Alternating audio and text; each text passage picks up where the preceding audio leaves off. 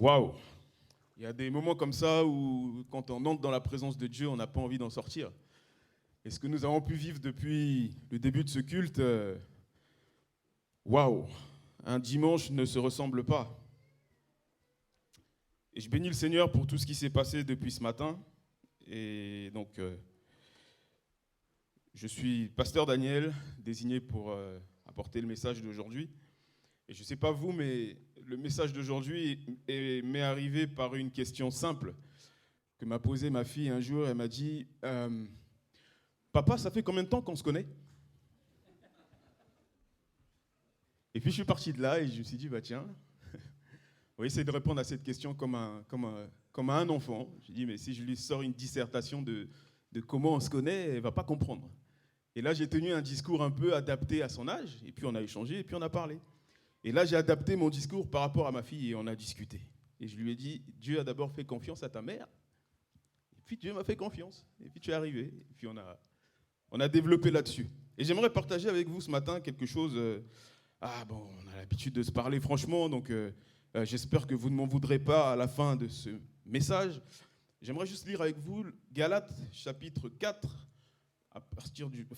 Galates chapitre 4, verset 1 jusqu'au verset 9. Galates chapitre 4, versets 1 à 9, qui nous dit « Or, aussi longtemps que l'héritier est enfant, je dis qu'il ne diffère en rien d'un esclave, quoiqu'il soit le maître de tout. Mais il est sous des tuteurs et des administrateurs jusqu'au temps marqué par le Père. Nous aussi, de la même manière, lorsque nous étions enfants, nous étions sous l'esclavage des rudiments du monde. Mais lorsque les temps ont été accomplis, Dieu a envoyé son Fils, né d'une femme, né sous la loi, afin qu'il rachetât ceux qui étaient sous la loi, afin que nous reçussions l'adoption. Et parce que vous êtes fils, Dieu a envoyé dans nos cœurs l'esprit de son Fils, lequel crie « Abba Père ». Ainsi, tu n'es plus esclave, mais fils. Et si tu es fils, tu es aussi héritier par la grâce de Dieu. Autrefois, ne connaissant pas Dieu, vous serviez des dieux qui ne le sont pas de leur nature. Mais à présent que vous avez connu Dieu, ou plutôt que vous avez été connus de Dieu, comment retournez-vous à ces faibles et pauvres rudiments, auxquels de nouveau vous voulez vous asservir encore? Alors j'aimerais poser le contexte du texte que nous venons de lire. L'apôtre Paul écrit cette lettre avec, je dirais, une colère causée par la jalousie du peuple à ce moment-là. Paul écrit l'épître aux Galates alors qu'il y a une situation de contestation et de polémique. Et c'est dans ce contexte qu'il faut lire l'épître aux Galates. La polémique porte surtout sur d'importants problèmes de communauté avec deux points majeurs qui portent sur l'opposition du rôle de la loi et celui de la foi en ce qui concerne le salut en Jésus-Christ. La loi, c'est vrai, la loi est pédagogue, mais la loi ne dénonce pas le péché.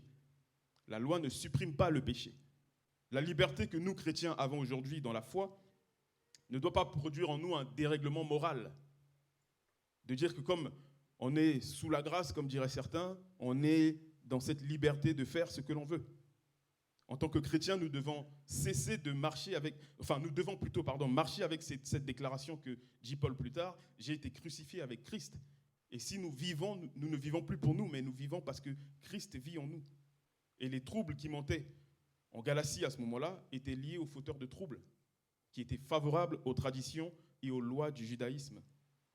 Et le problème, c'est que certaines personnes refusaient de devenir totalement chrétiens, si je peux dire, et voulaient s'attacher à leurs rudiments. C'était là le conflit des chrétiens à Antioche, qui commençait. Ils pouvaient être chrétiens et croire à la loi, entre guillemets, de la circoncision, ou alors obéir à toute la loi de Moïse, disant que c'est en faisant cela que nous serons sauvés. Et les chrétiens de l'époque ne savaient pas trop à qui se référer. Ces fauteurs de troubles pouvaient être peut-être des docteurs de la loi, des gens instruits, ou qui avaient peut-être une maîtrise de la parole. Alors certains chrétiens se référaient à eux. Et malheureusement, certains chrétiens de la Galatie ont cru à ces enseignements et sont tombés dans cette religion du judaïsme et du christianisme. Et du coup, l'apôtre Paul entend tout ce qui se passe et décide d'écrire cette lettre. Il voulait que les gens comprennent que la maturité, ce n'était pas la loi, mais la maturité, c'était la grâce. La loi a prouvé que personne ne pouvait se sauver lui-même. Et Paul écrit donc cette lettre. Et cette lettre, pour moi, elle est caractérisée pour quatre types de personnes, d'hommes ou de femmes. Il parle d'abord de l'esclave. Ensuite, il parle d'un enfant, dans le sens de népios, un bébé, quelqu'un de très immature. Ensuite, Paul parle à des fils matures. Et ensuite, il parle à des rétrogrades. Ceux qui ont connu autrefois la bonté de Dieu, ceux qui ont connu la voix de Dieu, ceux qui ont connu Dieu, qui ont rencontré Dieu, mais qui ont décidé de revenir à leur servitude, à leur état de bébé, à leur état primaire, si je puis dire. Et ce sont là les étapes de la croissance, quand on regarde le cheminement spirituel, si je peux dire. Avant, nous étions esclaves, lorsque nous n'avions pas rencontré Jésus, nous étions esclaves du péché, esclaves du vol, esclaves du mensonge, esclaves des démons, esclaves de tout ce qui ne glorifie pas Dieu, avant que nous reçussions la parole et que le Seigneur vienne à nous. Ensuite, la parole nous a atteint et nous sommes devenus des êtres en croissance, dans le sens où, quand on reçoit Dieu, on n'est pas tout à fait mature. On a besoin d'être accompagné par peut-être un frère, une sœur, qui a une meilleure affermissement, je mets entre guillemets, et lorsqu'on est dans un environnement tel que l'Église, eh ben, on veille à ce qu'un jeune baptisé, un nouveau croyant, ne puisse pas être heurté par les faits et gestes peut-être d'un frère, d'une sœur dans l'Église. Alors quand il va se passer quelque chose, généralement, bah, dans ce chemin de croissance, on a tendance à tempérer et à entourer la personne qui vient d'accepter Jésus. Et lorsque nous grandissons, nous devenons des fils. Et ceux qui grandissent et rétrogradent, quand on lit plus loin dans le verset 4, l'apôtre Paul dit, il regrette de n'avoir travaillé en vain. Il nous faut grandir en maturité, bien-aimés. Et quand je parle de grandir en maturité, ce n'est pas grandir en taille, ce n'est pas grandir en stature corporelle, ce n'est pas grandir en prenant des muscles. Je parle quand un enfant qui a 14 ans grandit, aujourd'hui, la génération, on dit 2022, quand on voit un enfant de 15 ans qui fait 2 mètres, bah, cet enfant n'est pas forcément mature. Et grandir spirituellement ne veut pas dire que parce que j'ai grandi, parce que j'ai tant d'années de christianisme ou d'avoir accepté Jésus, bah, c'est ça qui fait que je suis mature. Puisque certains retournent à leur rudiment du monde précédent. Il nous faut grandir. La maturité est au-delà de la croissance. Grandir en maturité t'emmène à devenir un fils. Aujourd'hui, les chrétiens cherchent à faire comme les autres, cherchent à faire comme le monde. Jésus doit être contenu dans toutes nos prédications, dans nos échanges, dans nos partages. Et Jésus doit être le centre. Et un enseignement sans Jésus n'est pas un enseignement. Un message sans Jésus n'a rien de Jésus dedans. Nous commençons avec Jésus, comme le début de ce culte. Nous poursuivons avec Jésus, nous terminons avec Jésus. Parce que nous voulons imiter Jésus. C'est en cela que l'apôtre Paul dit, soyez mes imitateurs comme il a imité Christ. Ainsi, si j'imite l'apôtre Paul, bah, indirectement, je suis en train d'imiter Christ. Choisissez, bien aimés, les personnes que vous imitez. Choisissez les personnes que vous voulez regarder. Choisissez les personnes que vous voulez suivre. Choisissez les personnes que vous désignez comme grands frères. Et j'aime bien partager avec certaines personnes que j'appelle Yaya. Alors Yaya, chez nous, en Afrique, le contexte, c'est un grand frère. Mais c'est un grand frère dans le sens grand frère, quoi. C'est-à-dire que si mon Yaya me dit aujourd'hui, reste là debout, j'arrive, et qu'il va faire une activité, il m'oublie. C'est-à-dire qu'il oublie qu'il m'a dit de rester là, qu'il vente, qu'il pleuve, qu'il neige, je vais rester là. Et je n'appelle pas n'importe qui Yaya. Donc ceux que j'appelle Yaya, ça ne veut pas dire laissez-moi sous la pluie, hein, vous avez compris. Mais c'est pour dire que la valeur que je donne à ce titre, eh ben, ça entraîne que j'ai de l'affection pour la personne. Et donc, faites attention aux personnes que vous suivez. Un fruit a besoin d'un environnement adéquat pour grandir. Un fruit a besoin d'un environnement propice pour grandir. Et j'ai fait une expérience, j'ai ramené du pondou, pour ceux qui connaissent, du Congo, que j'ai planté chez moi. Et au bout de 5-6 mois, ça a pris. Et puis l'hiver arrive, je suis revenu, j'ai regardé, je vois que la plante est en train de mourir. Parce que la plante n'est pas dans son environnement. Et par contre, j'ai pris un framboisier cet été que j'ai planté devant la maison. Et j'ai un autre framboisier qui est dans le jardin, qui est là depuis 3 ans, un peu plus. Et ce framboisier a du mal à donner des framboises, a du mal à donner à porter du fruit.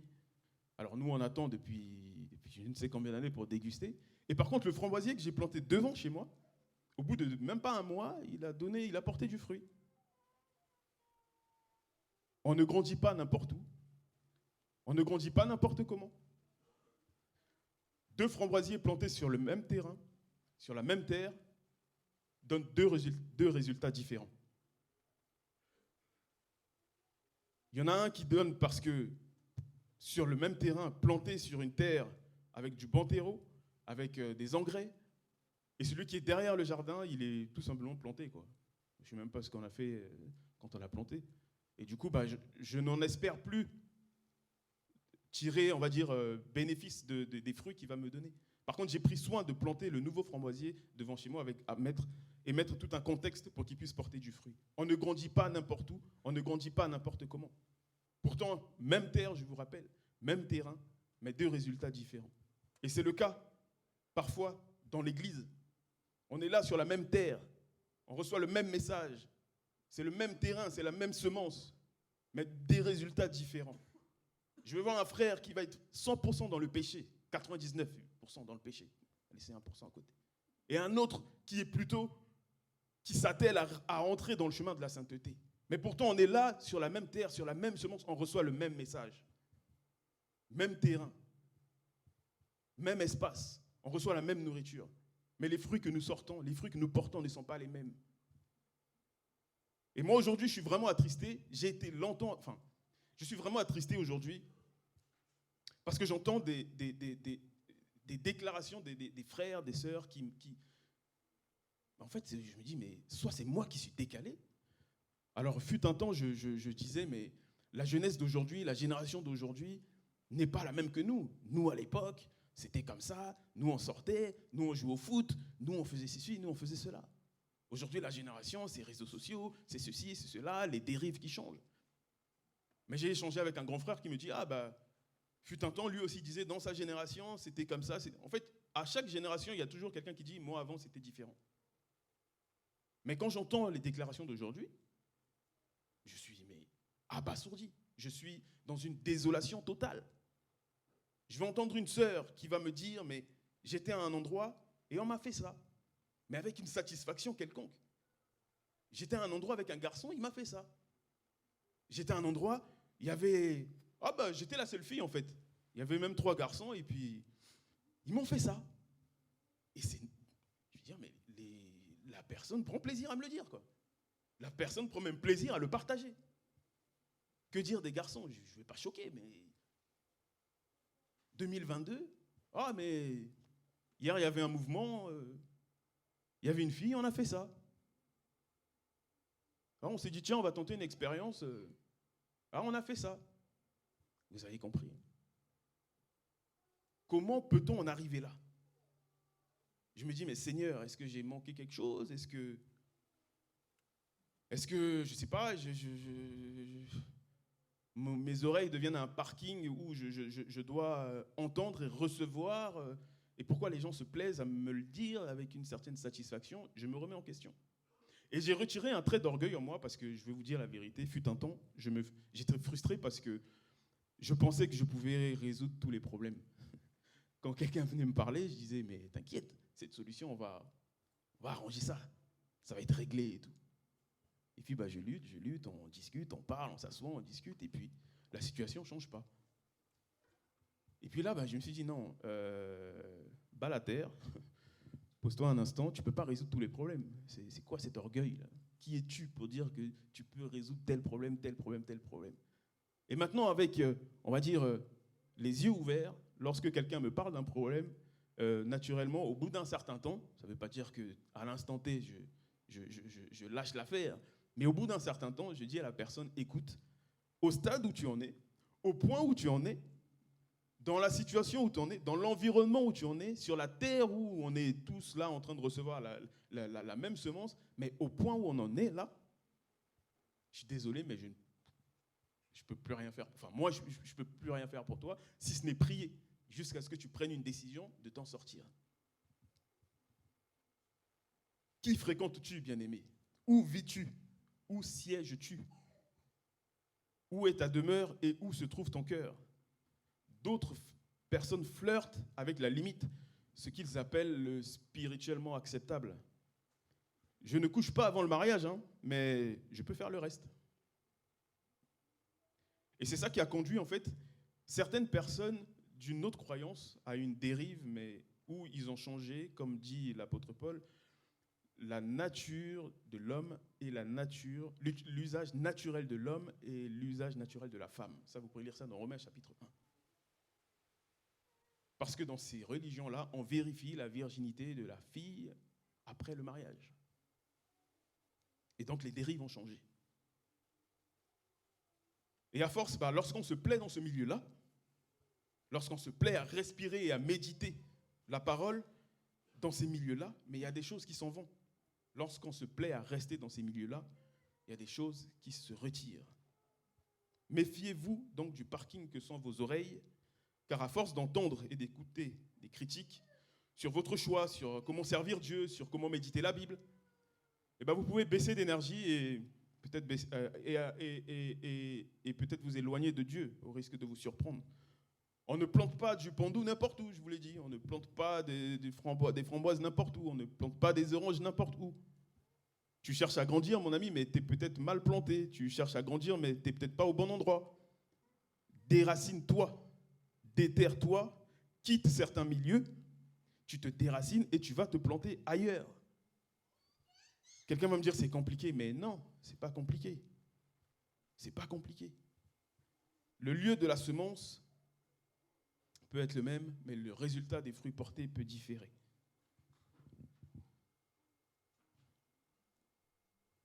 Je vais avancer rapidement, le temps m'est imparti.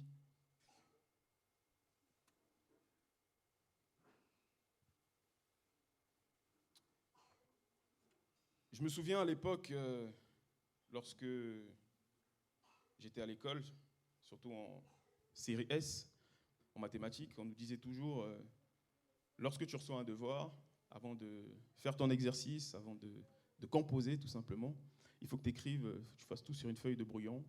Une fois que tu as fait tes ratures, etc., ensuite tu copies cela au propre pour restituer ta copie au professeur.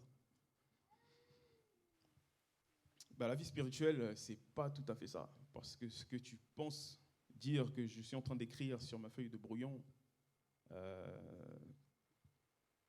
va disparaître, non. Les actes que tu poses ne dis pas que je suis en train d'écrire ma vie là sur une feuille de brouillon et que plus tard je vais rentrer dans le droit chemin et ensuite tout ira bien. On ne verra que du feu.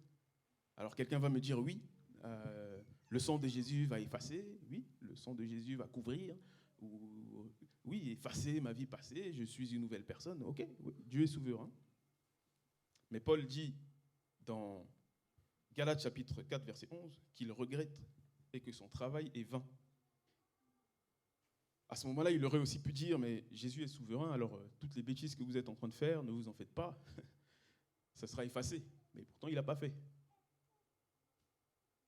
N'écrivez pas votre vie spirituelle sur une soi-disant feuille de brouillon.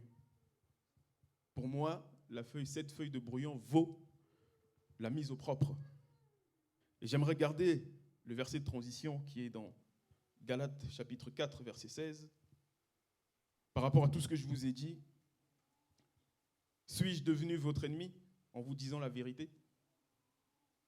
Et je n'ose pas croire que vous m'en tiendrez rigueur de ce que je viens de dire, de ce que je viens de vous partager, parce que je ne prêche pas pour plaire aux hommes. Je vous transmets tout simplement ce que j'ai reçu de la part du Seigneur. Et nous sommes plusieurs parfois à avoir un problème d'alimentation spirituelle. Nous avons du mal à nous nourrir de la parole de Dieu, nous pensons à nourrir notre corps, mais nous oublions de nourrir notre esprit. Mon frère, ma sœur, tu es rempli d'intelligence, tu es rempli de qualité, tu es rempli de talent, tu es rempli de tout te réussit. Il y a certaines personnes qui arrivent à lire des livres, mais de centaines de pages.